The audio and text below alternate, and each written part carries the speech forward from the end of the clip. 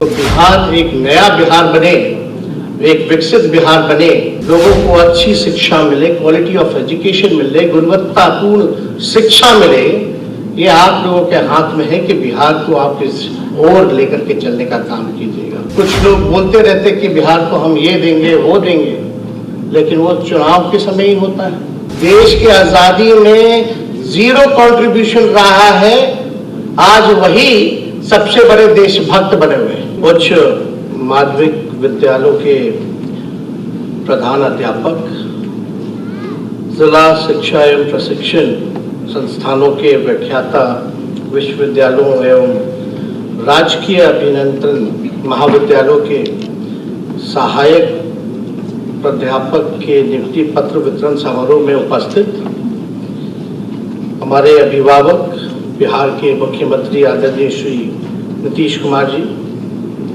माननीय वित्त एवं वाणिज्य कर मंत्री श्री विजय चौधरी जी, माननीय शिक्षा मंत्री Chandrashekhar ji, science and technology मंत्री श्री सुमित कुमार सिंह जी, मुख्यमंत्री जी के प्रधान सचिव श्री दीपक कुमार जी, मुख्य सचिव जनाब आमिर सुबहानी साहब, अपर मुख्य सचिव डॉक्टर एस सिद्धार्थ जी, अपर मुख्य सचिव शिक्षा विभाग दीपक कुमार सिंह जी, माननीय कुलपति पटना विश्वविद्यालय श्री गिरीश कुमार चौधरी जी, श्री लोकेश कुमार सिंह जी सचिव साइंस एंड टेक्नोलॉजी विभाग, श्री असंगवा चुबो आओ जी सचिव शिक्षा विभाग, अनुपम कुमार जी सचिव IPRD, मनोज कुमार जी निदेशक माध्यमिक शिक्षा, और यहाँ उपस्थित सभी हमारे मीडिया, प्रिंट मीडिया के दोस्तों, सबसे पहले आज जिनको नियुक्ति पत्र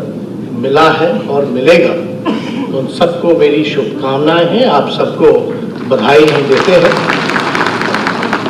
कि आप लोग अपने मेरिट पे यहाँ चुन करके आए हैं और आज माननीय मुख्यमंत्री जी के कर कमलों द्वारा आपको नियुक्ति पत्र मिला है।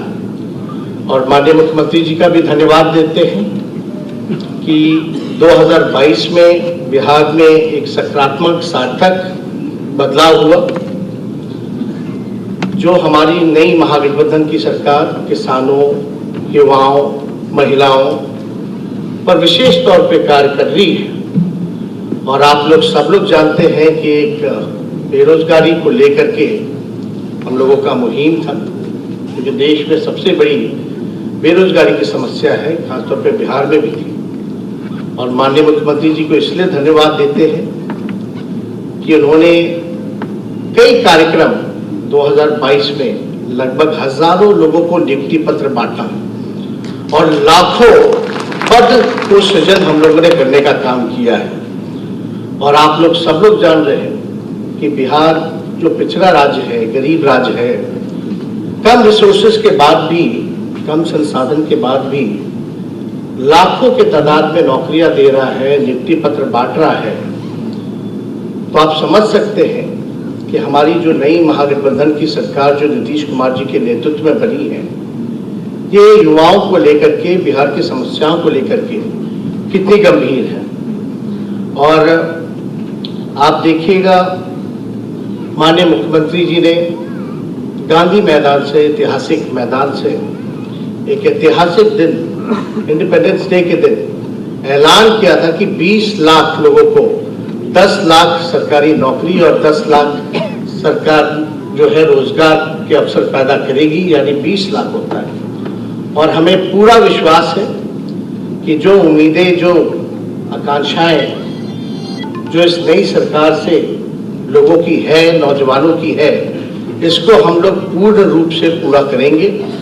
और आने वाले समय में, क्योंकि अंत का ये अंतिम दिन, साल का ये अंतिम दिन है, लास्ट डे है, कल नया साल हो जाएगा, तो हम लोग भी चाहते हैं कि 2023 में लाखों युवाओं को अवसर मिले कि उनके हाथों में डिग्री के साथ साथ नियुक्ति पत्र भी मिले, नौकरी भी मिले। और आप लोग ज्यादातर शिक्षा विभाग से लोग जुड़े हुए हैं, आप लोगों पे एक बड़ी जिम्मेवारी है, आप लोगों के हाथों में बिहार का भविष्य है। और आप अपने जिम्मेवारियों को कैसे निभाएंगे ये आप बखूबी ढंग से जानते हैं। लेकिन बिहार हमारा आगे बढ़े, पक्षपात नहीं होनी चाहिए, नकारात्मकता नहीं होनी चाहिए, सकारात्मक रूप से पॉजिटिविटी के साथ हम सब लोगों को बिना भेदभाव के, बिना डिस्क्रिमिनेशन के सबको हम लोगों को साथ लेकर के चलना है। तो बिहार एक नया बिहार बने, एक विकसित बिहार बने, हमारे राज्य के लोग तरक्की करें, लोगों को अच्छी शिक्षा मिले, क्वालिटी ऑफ एजुकेशन मिले, गुणवत्तापूर्ण शिक्षा मिले। ये आप लोगों के हाथ में है कि बिहार को आप इस ओर लेकर के चलने का काम कीजिएगा। तो हमें पूरा उम्मीद है कि आप लोगों को जो जिम्मेवारी मिली है वो आप लोग बखूबी ढंग से, ईमानदारी से आप सब लोग निभाने का काम कीजिएगा और बिहार को आगे बढ़ाने में आप लोगों का योगदान माना जाएगा। तो हम ज़्यादा कुछ हम नहीं कहना चाहते, लेकिन आप सब लोग जानते हैं कि बिहार जो है युवा प्रदेश है और देश में सबसे युवा प्रदेश है और यहाँ युवाओं की संख्या है और इस सरकार से लोगों को बड़े उम्मीदें हैं, सपने हैं और इसको हम लोगों को निभाना है। ये चैलेंजिंग है, लेकिन अगर दृढ़ शक्ति हो, अगर विल पावर हो तो इसको पूरा किया जा सकता है। बहुत लोग टिप्पणियां कर रहे हैं कि क्या होगा, कब नौकरी मिलेगी, नहीं मिलेगी, लेकिन आप लोगों को चिंता करने की जरूरत नहीं। जो हमारे नौजवान भाई हैं, जो अभी पद सृजन हो रहा है, उन सबको एक अवसर जरूर सरकार देने का काम करेगी। थोड़ा धैर्य रखिए, धीरे धीरे जो कमिटमेंट हम लोगों ने किया था उसको हम लोग जो है पूरा करने का काम करेंगे। और आप लोग सब लोग जानते हैं कि युवाओं को ठहराव पसंद नहीं है, युवाओं को रचनात्मक, सकारात्मक, प्रगतिशीलता, गतिशीलता पसंद है। तो हम चाहेंगे कि युवाओं के साथ कदम ताल हम लोग मिला करके एक सुनहरा बिहार, एक सुनहरा भविष्य हम लोग बनाने का काम करें। और आप लोगों को हम इतना जरूर बताना चाहेंगे कि माननीय मुख्यमंत्री जी के नेतृत्व में हम लोगों को काम करने का मौका मिला है और ये देश के सबसे अनुभवी मुख्यमंत्री हैं और हर एक स्थिति को उन्होंने देखा है और हम लोग सब लोग इनके नेतृत्व में हर दिशा में बिहार के चाहे कोई भी विभाग हो, एक एक चीज का काम हम लोग बारीकी से कर रहे हैं, कम रिसोर्सेज होने के बाद भी। लेकिन हम लोगों की मांग रहती है, भाई पिछड़ा राज्य है, कुछ लोग बोलते रहते कि बिहार को हम ये देंगे वो देंगे, लेकिन वो चुनाव के समय ही होता है। तो हम लोग बोलने वाले लोग नहीं हैं, काम करने वाले लोग हैं।